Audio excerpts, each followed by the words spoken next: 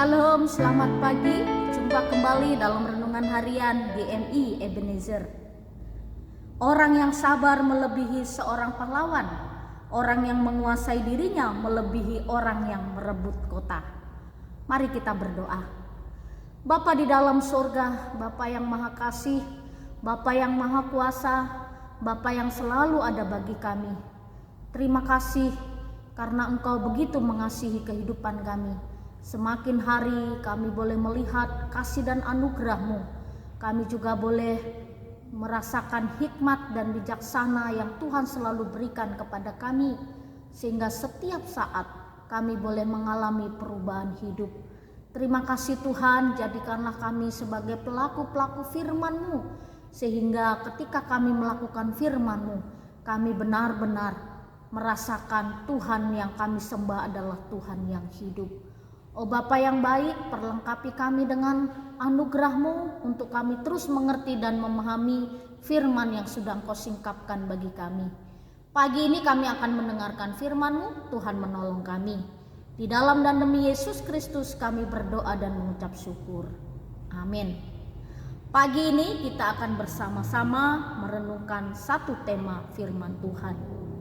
Doa adalah jawaban. Setiap hari perempuan harus mengeluarkan kata-kata kurang lebih 15.000 kata. Ini kata-kata seorang ahli. Kalau kita wanita tidak mengeluarkan kata-kata 1.500 kata sehari, maka akan ada sesuatu yang terjadi. Ketidakpuasanlah, kemarahanlah, dan segala macam. Kenapa perempuan banyak bicara? Kenapa perempuan banyak omong? Lalu banyak juga perempuan-perempuan yang pendiam. Betul, Tuhan menciptakan kita seorang perempuan, seorang wanita memiliki kelebihan-kelebihan dan juga ada kekurangan-kekurangan juga. Kita masih ingat seringkali banyak bicara, banyak salah. Nah, seringkali perempuan kan kalau bicara diulang-ulang.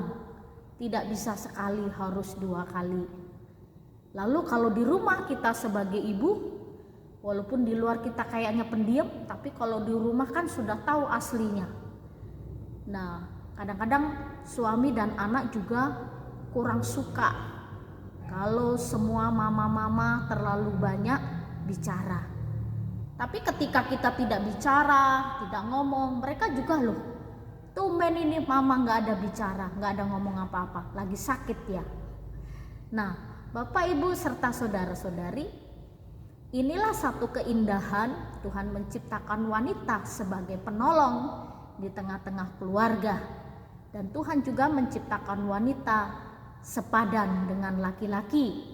Ada banyak hal yang tidak sempurna dalam hidup laki-laki, kitalah yang menyempurnakan. Demikian juga di tengah-tengah iman percaya kita kepada Tuhan, banyak perempuan hidupnya lebih dekat kepada Tuhan.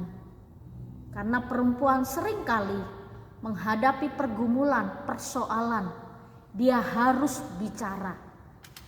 Lalu tempat curhatan yang paling bisa kita percaya adalah Tuhan. Banyak orang sih bisa terpuaskan persoalan dan pergumulannya di medsos. Ada orang yang posting status di FB dengan berkata-kata, ya kita bacanya saja sudah waduh rasanya bagaimana. Ada orang mungkin karena dia kalau sudah menulis diposting, orang baca dia sudah merasa puas. Meskipun kalimat-kalimat itu bisa menyakiti orang lain. Nah, banyak perempuan bangga bisa menyakiti orang lain. Lalu ketika perempuan juga punya persoalan, banyak melakukan hal-hal yang sebenarnya tidak di dalam Tuhan. Ya, kalau curhatlah kepada orang yang lebih dewasa imannya, lebih tahu siapa diri kita, dan orang yang bisa dipercaya. Dan sebenarnya sehebat-hebatnya manusia mendengar curhatan kita, Percayalah Bapak Ibu serta saudara-saudari, Tuhan satu-satunya tempat curhatan kita yang paling benar. Dia akan mendengar, dia juga akan melakukan apa yang sudah kita sampaikan kepada Tuhan. Lalu di dalam perjanjian lama ada seorang perempuan yang luar biasa bernama Hana. Dia mengalami pergumulan persoalan karena suaminya punya 2 istri, Hana dan Penina. Lalu Penina punya anak-anak dan Hana tidak punya anak. Suaminya bernama Elkana. Lalu di tengah pergumulannya dia ingin punya anak. Dia iri atau cemburu kepada Penina. Lalu Penina juga sering menyakiti Hana. Lalu dalam keadaan terdesak, tersesat, tertekan karena situasi dan keadaan, dia curahkan semua isi hatinya kepada Tuhan. Tuhan, kalau Engkau memberi aku anak, aku akan persembahkan anakku ini kepadamu. Lalu ketika dia ada di bait Allah, dan waktu itu yang menjadi imam di Israel adalah Imam Eli. Imam Eli katakan begini, lalu kata Eli kepadanya, berapa lama lagi engkau berlaku sebagai orang mabuk? Lepaskanlah dirimu daripada mabukmu. Tetapi Hana menjawab, bukan tuanku, aku seorang perempuan yang sangat bersusah hati. Anggur ataupun minuman yang memabukkan tidak kuminum, melainkan aku mencurahkan isi hatiku di hadapan Tuhan. Sang imam melihat Hana begitu menangis, dia terus berkata-kata tidak berhenti ketika di bait Allah. Rupanya Hana bukan perempuan pemabuk, bukan mabuk anggur. Lalu Imam Eli katakan, kenapa ini perempuan kok begitu luar biasa dia ngomong, atau dia mabuk atau sadar atau tidak? Lalu Hana katakan, aku perempuan yang sedang menghadapi pergumulan persoalan. Lalu Imam Eli katakan, datanglah tahun depan engkau akan datang dengan menggendong bayi. Bapak, Ibu serta saudara-saudari, Hana mencurahkan seluruh isi hatinya, pergumulannya, persoalannya, sakit hatinya, cemburunya, dan apapun yang dihadapi.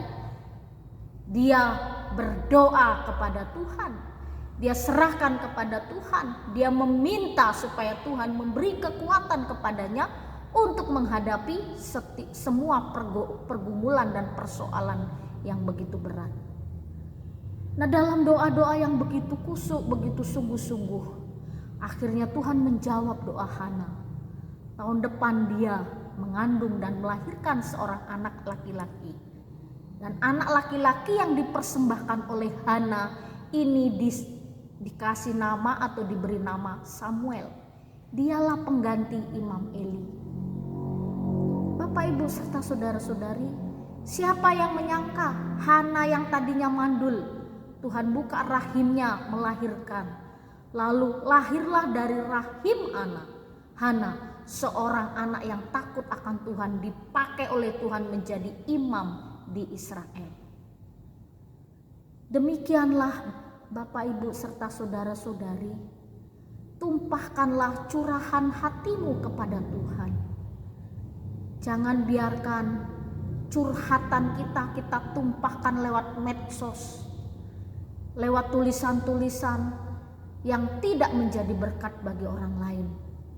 Lebih baik berserah penuh, jadikan Tuhan sebagai tempat curahan hati kita. Percayalah, Tuhan akan menghibur, memberi kekuatan, bahkan Dia akan memberi jalan keluar. Doa adalah jawaban. Setiap pergumulan bisa kita lewati karena ada doa. Setiap masalah bisa kita selesaikan karena kita punya Tuhan yang mampu menyelesaikan. Jadi marilah menjadi wanita-wanita yang menjadikan Allah tempat curhatan yang benar. Setiap doa kita, setiap air mata kita yang tertumpah karena persoalan, Tuhan akan memberi kekuatan dan menolong kita. Jadilah wanita-wanita yang soleh, memuliakan Tuhan dalam setiap kehidupan kita. Kita berdoa. Oh Bapa yang baik, kami mau menjadikan Engkau sebagai tempat curhatan bagi kami. Kadangkala kami sebagai perempuan ini banyak menghadapi persoalan dan pergumulan. Dan seringkali kami ingin didengar. Tuhan, tolonglah kami supaya kami juga tetap kuat. Kami bisa menjadikan Tuhan tempat curahan hati kami. Kiranya Engkau berkati keluarga kami.